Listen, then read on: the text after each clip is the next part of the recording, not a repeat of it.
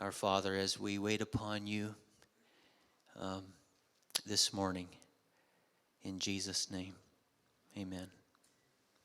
Please be seated.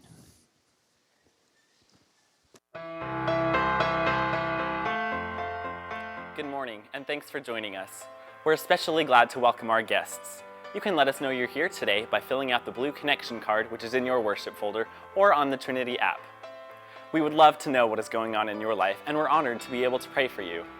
Later on in the service, you can drop that card in the offering basket, or if you are a guest, you can take it to our Guest Services Center in the lobby. We've got a lot of great things happening here at Trinity. Here is some of the highlights. Here at Trinity, we are passionate about adoption and foster care.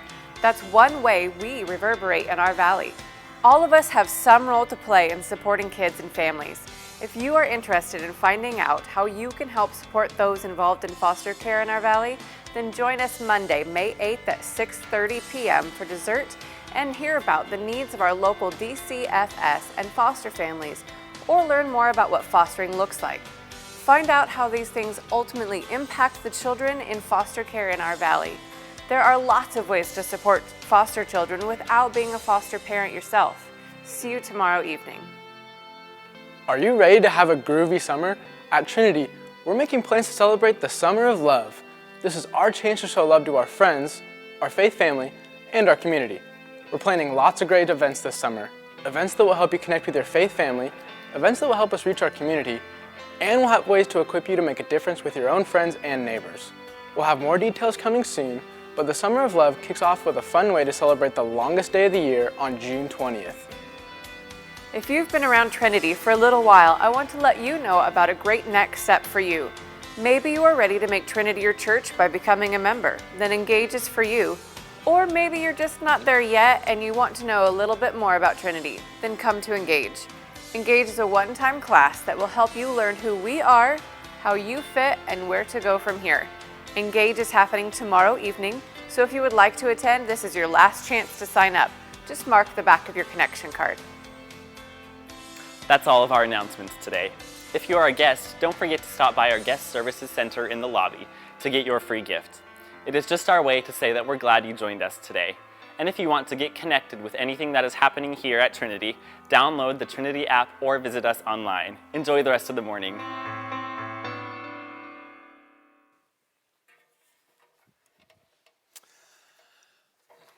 Good morning. I appreciate being able to worship with you. Jonathan, thanks for worship. Where are you? There you are. You're always there. I don't know why. Thanks for that.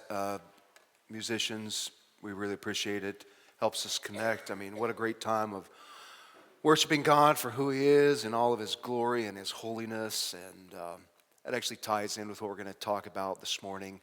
And just important. You know, the events of a week can remind you. The events of a day can remind you how much you need God. It doesn't take a life to learn that lesson. It takes a minute to be reminded of how dependent we are on God and how much we need Him and how worthy He is. And just the realignment of being here every Sunday and singing to God and paying attention to what He says about Himself and us in the Bible. Man, that just helps us stay on track for a life that is filled with slings and arrows, as they say. So, well, it's good to be with you this morning, and I know many of you have been in prayer for Thad, Pastor Thad. Some of you know he ended up in the hospital in ICU, talking about how 1 minute can remind you of your dependence on God. He had a kind of a scare and some significant issues that were taken care of for the most part and seem to be resolved. And so thanks for praying for Thad. He's going to be back on track. He's back at home now, and he's going to be fine. Keep praying for him, and always be in prayer. You know, we're always praying for our church, for each other, and the challenges of life. So we live in interesting times. We're going to continue our study this morning. We've been talking a little bit lately about the times that we live in, and they are pretty interesting times. And you know, that Chinese blessing, may you live in interesting times, blessing or a curse, you know, sometimes depending on how you look at it, but sometimes it's just a lot of fun. And this week, some of that interesting stuff was just a lot of fun. We live in interesting times where people are both enthusiastic and skeptical. I mean, we live in a world of enthusiasm and skepticism at the same time. A good illustration of that was this last week. For those of you who are social media types, you already know about this. There was a women's swimsuit company, ladies swimsuit company that put on a promotion on Instagram and on Twitter to promote their summer line of swimsuits. And they were especially promoting a women's red swimsuit. And they were going to give this swimsuit free, like a $65 voucher for this swimsuit, to anyone who would post a picture of the swimsuit and then tag their company, the Sunny Company, what is it? Sunny Company Clothing, all right? Sunny Company Clothing. If you would post this picture, post the picture, and then tag it, and your friends would see it, and everyone would be, and they give you this $65 coupon for a beautiful red swimsuit, just like the one that's there. And so people on Instagram saw this and thought, that's so sweet. This is part of the picture that I'm showing you here. That's so sweet. What a beautiful picture, a beautiful woman sitting beside a dark blue pool and a red swimsuit. And my friends would love to see that picture, and I would get a $65 voucher, and my friends could get a $65 voucher too, because they'd see that beautiful picture and they'd post it to all of their friends, and it would just be wonderful to share this with everybody. So the people on Instagram, that's what they did. And the people on Twitter, not so much, okay? People on Twitter, they're a sarcastic bunch of people. They are snarky people, and they saw this promotion, and they tweeted things like this that says, girls this summer pulling up to the pool in their free Sunny Company Clothing swimsuit. And all this went viral, and everybody's posting, and the company starts to sweat because they're like, we're going to be giving out a whole lot more than we thought, and they finally put a cap on it, no more. And some people, they just are enthusiastic, and other people just not so much. Well, that reminds me kind of the world we live in when it comes to Jesus. That's why we're in this series called Yeah, But. It's because there are some people who love Jesus and don't have any real issues with that. And then there are other people who are like, yeah, Jesus is okay, but what about Christians? Jesus is okay, but what about the Bible? We talked about both of these last couple of Sundays.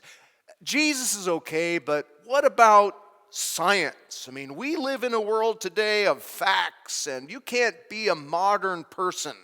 You can't be a modern person and appreciate science and also be a Jesus follower. I can't follow Jesus when I'm a modern thinking person living in this scientific age. If you know what I know about the world, you can't believe in Jesus. And that's what many people think. And that's what we want to talk about this morning. This is our third of 4 Sundays in this series. Next Sunday will be our very last one. And this morning what we want to talk about is this idea that that following Jesus and being a Christian is not possible for anyone who appreciates science, for anyone who loves science and learning. There are some who see Christianity as incompatible with science because it involves believing things that can't be validated. They can't be validated in a test tube. You can't prove them in a laboratory, like the existence of God or that man has a soul. You can't prove that in a laboratory. And because it involves believing in events that can't be replicated, there are some things that Christians believe that can't be duplicated. They don't normally happen in the natural world. They're called miracles, and the historical record of Jesus is full of them. So you can't really say, I believe in Jesus, but not miracles, because the only way you know about Jesus is the same historical record that records Jesus performing miracles. Miracles of healing, and miracles, power over nature, and of course, his own resurrection. I mean, these are things that don't happen in the world of science. And they're impossible from a scientific point of view, some would say. And so, because following Jesus involves in accepting these things that can't be proven in a laboratory, or things that break the laws, seem to break the laws of the natural world, some people say, hey, Jesus is just too much to swallow. If it can't be proven in a test tube, if it's not explainable by natural causes, then I just can't believe it. I can't believe it because faith is not the same thing as science. One of these is based in reality and facts, and the other is based in fantasy and imagination. And that's a very strong perception in our culture. It's a very powerful narrative. The perception is that this is a narrative in our culture, the more educated you become, the less religious you become. The more you learn, the less you believe. That's a very common, I'll call it a narrative. It's a very common narrative in our culture. It's pretty much an unquestioned assumption. The more religious you are, or the more educated you are, that means the less seriously you take religion, the less religious you are. And that's why the news about 10 days ago was so interesting, because the Pew Research Center investigated this very question. They just completed researching this idea, and NPR did a story reporting on their findings, and you could hear the pain in their voice as they reported these findings. Here's what they found. I'm going to read a little bit at length to you from this NPR story on the Pew Research Center. So you can look at the NPR story. You can also go back to the original research, Pew Research Center. You can find all that online. And here's what they found out. They found out, yes, it is true. It is a true narrative that the more educated you become, the less religious you become. A study released this week by Pew Research Center appears to support the secularization thesis. Secularization thesis, the more secular you become, the more educated you become, the more secular you become. College graduates are less likely to say they believe in God.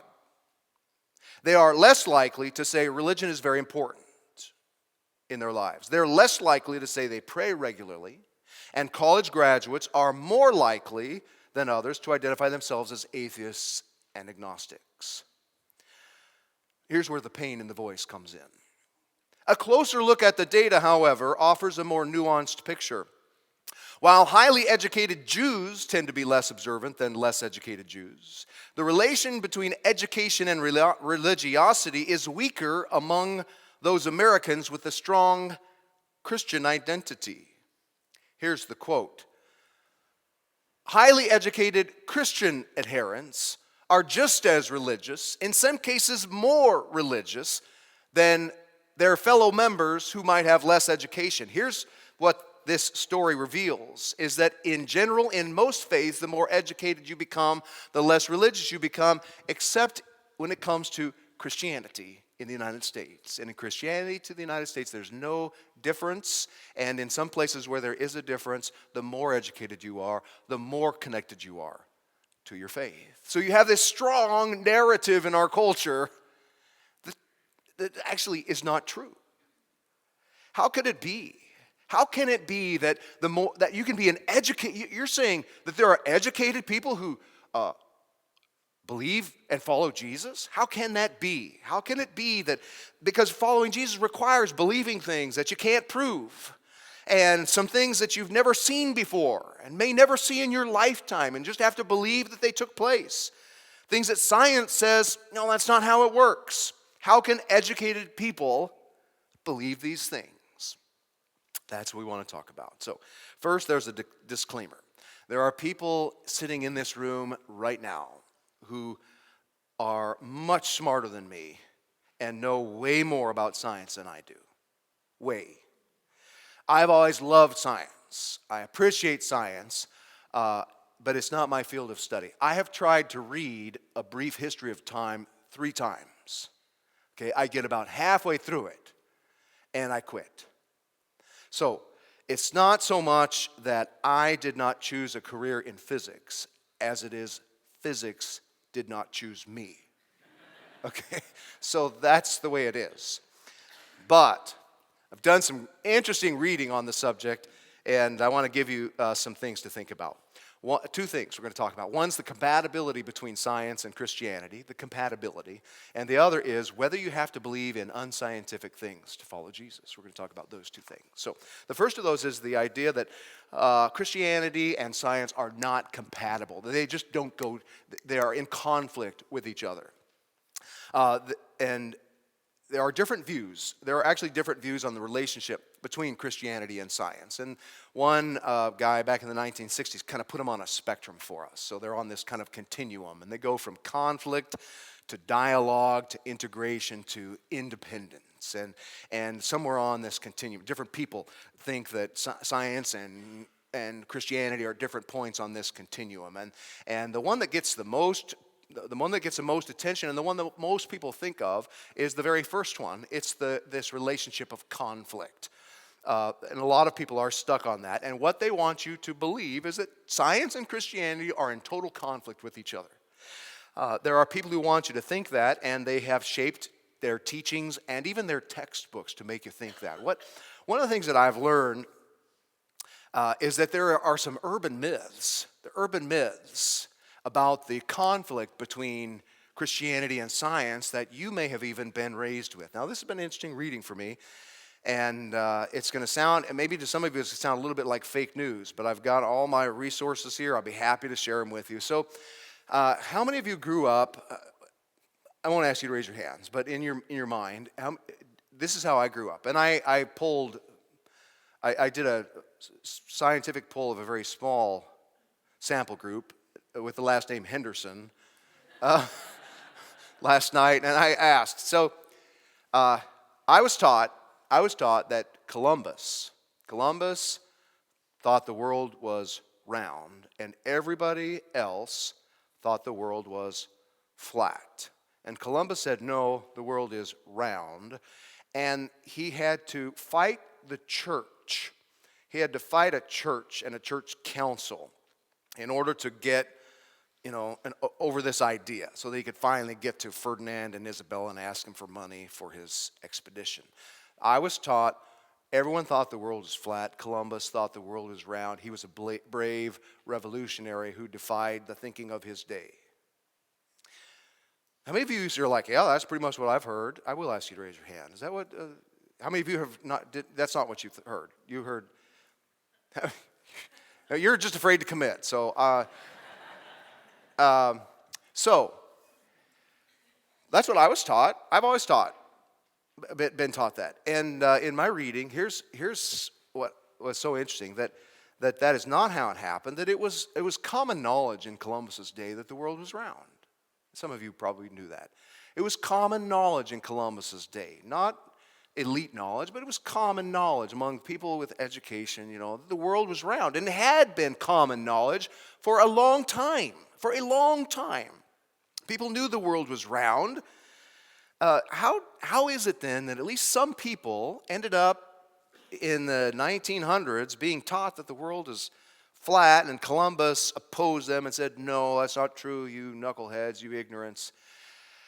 So as I've read on this subject, between the publication of Darwin's Origin of Species, like in 1838 or 36 or something like that, and the Scopes monkey trial, if you know what that is, creation evolution in the 1920s. In this period of time, there's this conflict between, as the theory of evolution begins to grow, there begins to emerge this narrative as people push against evolution that the church and science don't go together. So in the late 1800s, a couple of influential people began to write. They began to write, rewrite some narratives to frame this conflict between science and the church. And that it is the writings of these people in the late 1800s who framed a lot of these issues that made their way into our textbooks today. And they were purposely written, not the textbooks today, but the original writings in the late 1800s, they were purposely written to foster conflict between the church and science and to undermine the church in the emerging modern world. And if that sounds like fake news to you, that there were guys back then who wanted to throw fuel on the fire and make it look like science and the church just don't go together, then I'd love for you to read what I've been reading, okay? I've got some stuff by Tim Keller. I've got a book here. I'll share these with you later, but this is a book by a guy named Rodney Stark. Rodney Stark was he was a prof at UW in Seattle, and now he's at Baylor, and he's written a book. In this particular book, he's got a chapter 80 pages long on science and Christianity, 273 footnotes. I mean, if you want to read that. But the thing that I found most interesting was I read last night. I found something online just as I was doing some extra checking on this stuff. I found an essay by Stephen Jay Gould. I don't know if you know who Stephen Gould is, but he's dead now, but he was a big evolutionary guy, a big proponent of evolution. So he's no friend of Christianity, but he himself has a whole essay on how everybody knew the world was round when Columbus sailed.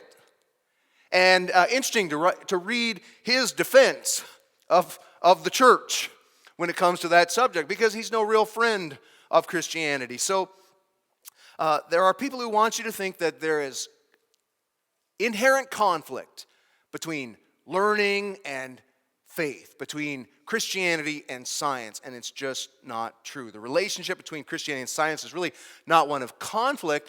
It is further down this spectrum, more towards integration. All right, what integration means is that all truth is God's truth, and we're discovering God's truth as we study science. And that as we discover truth, we're not afraid of truth because all truth fits together. So truth we learn from the Bible and truth that's revealed in the natural world through science, all of that can fit together. And as a matter of fact, Christianity and science aren't just compatible. Christianity gave birth to science. Christianity gave birth to science. Now, Rodney Stark makes this point. He's not the only person who does it. He says this, that lots and lots of cultures have developed technology. Technology is what works. And you develop technology, what works, by trial and error. All right, and lots of cultures throughout history developed technology. China had technology. They had gunpowder, and they had paper, and they had compasses. Rome had technology, aqueducts and catapults. A lot of cultures had technology in metallurgy and architecture, but none of this is actually science, because technology is just concerned with what works, not how it works, just that it works and how to make it work better. Science is about why things work. Science is about how they work, about finding explanations for how something happens and then testing those explanations through evidence and experimentation. These cultures had technology, but they didn't have science. They weren't trying to find out why. Only one culture tried to find out why. That was the culture that developed within the Christian worldview. A Christian worldview believes that there is a rational, orderly God, and that He created a rational, orderly world that operates according to certain rational, orderly principles, and that by discovering those principles, you can learn something about God. It's like we read in Psalm 19. The heavens declare the glory of God. The skies proclaim the work of His hands. Day after day they pour forth speech. Night after night they display knowledge. Their voice goes out into all the earth, and their words to the end of the world. The heavens declare the glory of God, and it's this view of the world that led people to want to know more about the why. Why and the how, because it points to the who that's behind it all. I can't think of a better reason that a Jesus follower would want to love science and should love science than that it points to the beauty and the wisdom and the power and the creativity of the Creator. Paul says something very similar in Romans chapter 1. He says, the invisible things of God, you can't see God. The invisible things of God, since the creation of the world, are clearly seen. What? I thought he just said they're invisible. Well, the invisible things of God are clearly seen, being perceived through the things that are made. He's talking about creation, that you can learn about an invisible God by studying his visible creation. And this motivated Jesus followers. It motivated Christian men, particularly at that time, to learn about the world, learn about the who, learn about the how and the why, so they could learn about the who. And that's how science was born. Historically, Christianity gave birth to science. You can study it. This is one message. There's a ton of material on this, on the Christian worldview of early scientists. Even today, there are a significant percentage of Christian scientists. It's not the same percentage as Christians in the general population, but clearly these are not incompatible. In the words of Stark, here's a quote from Stark. He says this: Christians developed science because they believed it could be done and should be done. Science came from a Christian worldview. Now, you can read a lot more on that subject. Keller and Stark, I'll give you that stuff in a minute, will be great places to start, but it boils down to this. There's not a conflict between Christianity and science. It's actually just the opposite. Christianity is fertile soil for discovering truth, any kind of truth, from any domain, because all truth is God's truth and helps us better understand his world. Okay, but what about this? Don't you have to believe in unscientific things to be a Jesus follower? Okay, so science and Christianity, okay, but don't you have to believe things that are like, could never have happened? You have to believe in God, don't you? Pretty much, I guess. Don't you have to believe in angels and miracles and souls and life after death and all these things that aren't very scientific? What about that? Aren't these things all just unscientific things? Well, the truth is they're not unscientific. They're just outside the realm of science. There are certain truths that are not unscientific per se. They're just outside the realm of science. There is a view of science that says science explains everything. Science is how you know anything is true. And if you don't know it's true by science, you just can't know that it's true. Science is how we know all truth, and there's no such thing as any truth that's outside the realm of science. We may not understand it all, but if we could, all knowledge and all reality could be discovered by science. That's what some would have you think. But what if there's a part of reality that actually can't be measured by science? Science is only equipped to deal with the natural world. If something exists outside the natural world, even outside our senses, does that mean it doesn't exist? When you put it like that, it gets clearer. If something exists outside our senses, does that mean it doesn't exist just because we can't sense it? No, it just means we don't have the capacity to measure it. It means we don't have the capacity to reproduce it. And that's science. It's only equipped to measure the natural world. God, your soul, life after death, those things are not part of science's ability to measure. So science can't comment on them. It's not that they don't exist, it's that science can't know them. There's a famous illustration of this idea. So imagine someone who's drunk. They're drunk, and it's at night, and they're stumbling down the street on their way to get their car. And they lose their keys along the way. They get to their car, and there are no car keys. It's a dark street. There's only one street light on the whole street. So they got to go find their keys. And so they stumble back down the street to where the street light is, and they start looking in the area where the street is lit. And they insist, that's the only place they'll look for their keys. And they insist their keys have to be somewhere here under the street light because this is the only place they can see. All right? They can't see where it's dark, so by definition, the keys have to be somewhere where they can see. Do you see the fallacy in that thinking? It's the same thing that people say, people assert about science. Science only can look under the street light. And just because they insist that all knowledge exists under the street light doesn't necessarily make it true. And just this week I heard again on NPR a scientist named Marcus de Sautoy or something like that. He's an English guy. And he's talking about the limits of science. He's a scientist talking about the limits of science. Not just what isn't known, but what cannot be known by science. He was on an NPR program this week. He has a new book called The Great Unknown, and each chapter is about a new thing that cannot be known by science. Just can't be known. Science can't answer that question. And he's an atheist, but at the end of the book, he definitely says, okay, I can't, by my own definitions in this book, I can't say that God doesn't exist. I can't say that because that is outside the realm of my ability to know through science. My point is that science doesn't explain everything. When we don't understand all of science, first of all, we don't understand all of science. So there's some limitation, even within the realm of science. Those of you who know, I know some of you know a lot more about this than I do, but that once you get down to the smallest levels of matter, quantum physics, all this orderly, rational world that's predictable, when you get down to that level, nothing's predictable, and scientists don't exactly know why things happen the way they happen down there. There's a lot of things that science doesn't know, even within the realm of what it's equipped to measure. And then, what about what's outside of that?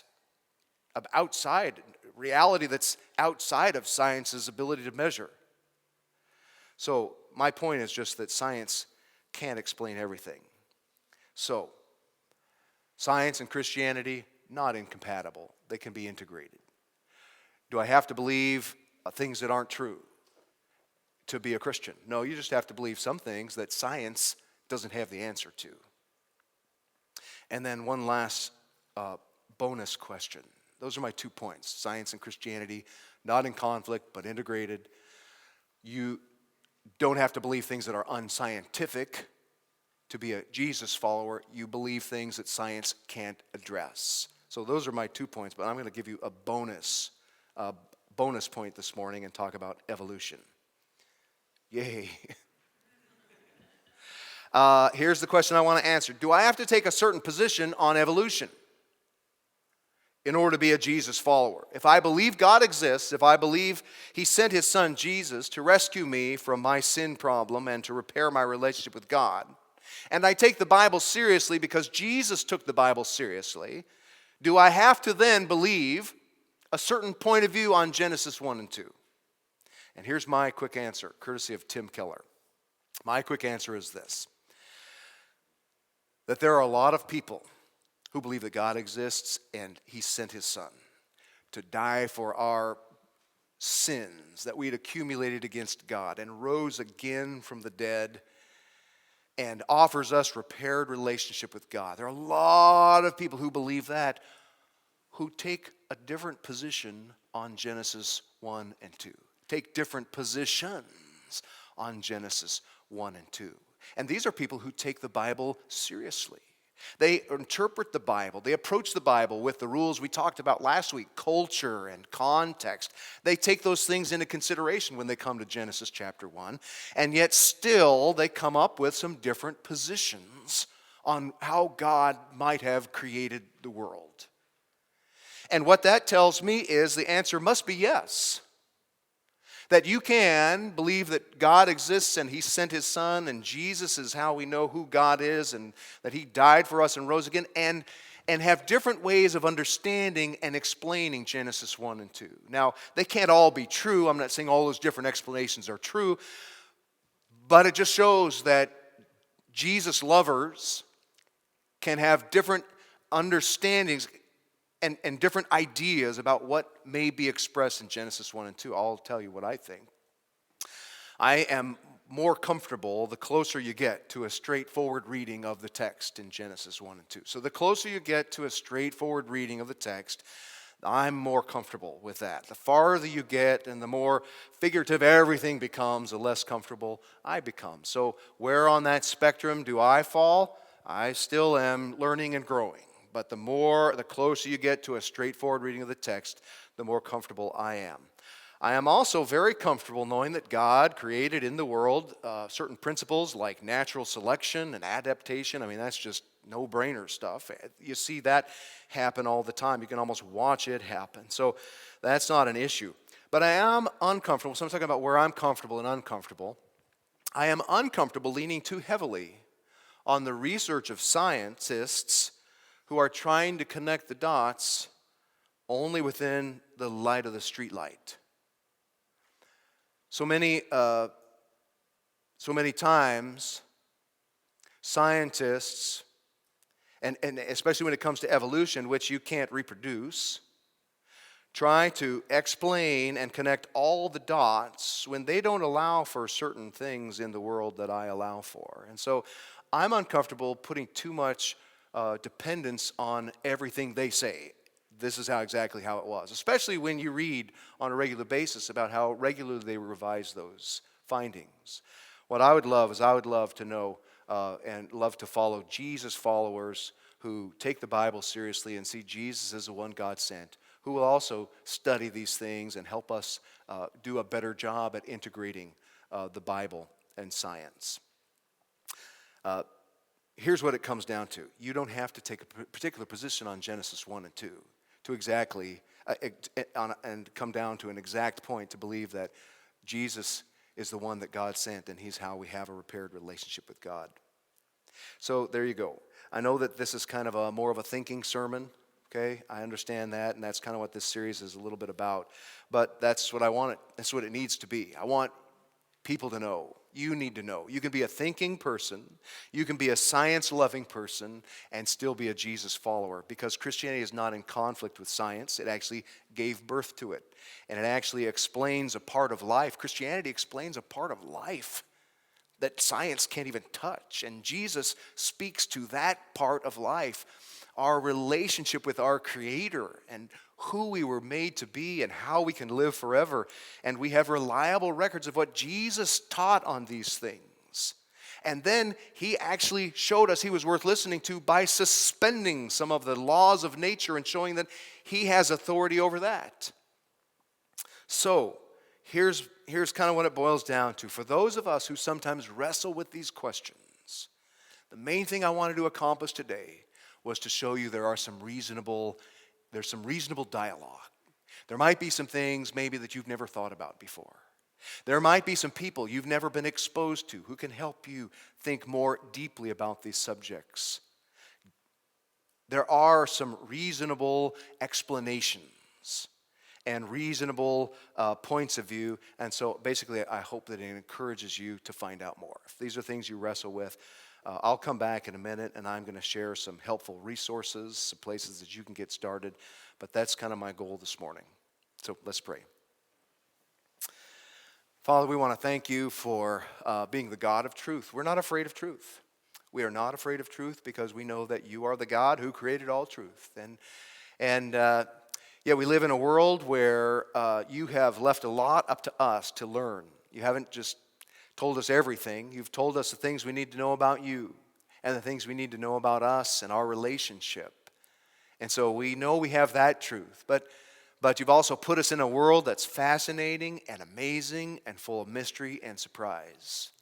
And that it helps us understand you as we better understand the world. So my prayer is that you will raise up in the church around the world people who are bold, people who will boldly identify with Jesus and at the same time dive right into science and help make the world a better, richer, more meaningful place, and at the same time help us integrate the knowledge of the things that we learn about the world with our knowledge of you and how you created us. So I especially pray for the person here this morning who kind of wrestles with these ideas, that you would encourage him or her with just the idea that there are some reasonable explanations, and there are some things that are different than maybe what they've been taught, and that it is worth learning more, and especially being open to Jesus and the historical record about him, which is reliable and that we can depend on it. So